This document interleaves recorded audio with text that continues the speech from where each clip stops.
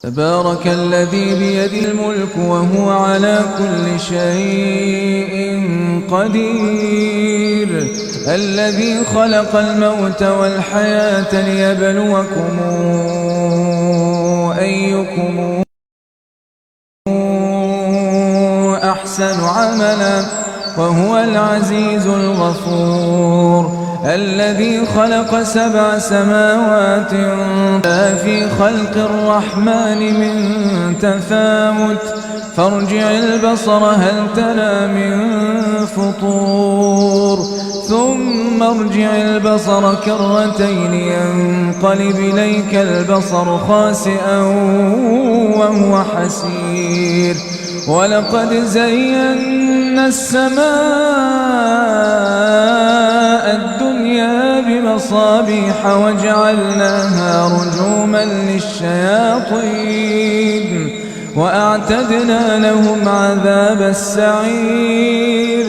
وللذين كفروا بربهم عذاب جهنم وبئس المصير إذا ألقوا فيها سمعوا لها شهيقا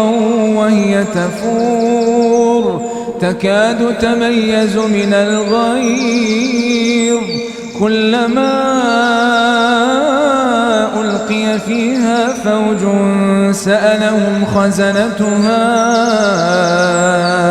ألم ياتكم نذير قالوا بلى قد جاءنا نذير فكذبنا وقلنا ما نزل الله من شيء إن أنتم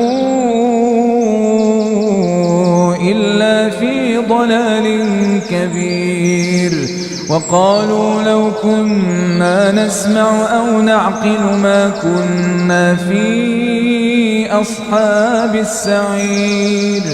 فاعترفوا بذنبهم فسحقا لأصحاب السعير إن الذين يخشون ربهم بالغيب لهم مغفرة وأجر كبير وأسروا قولكم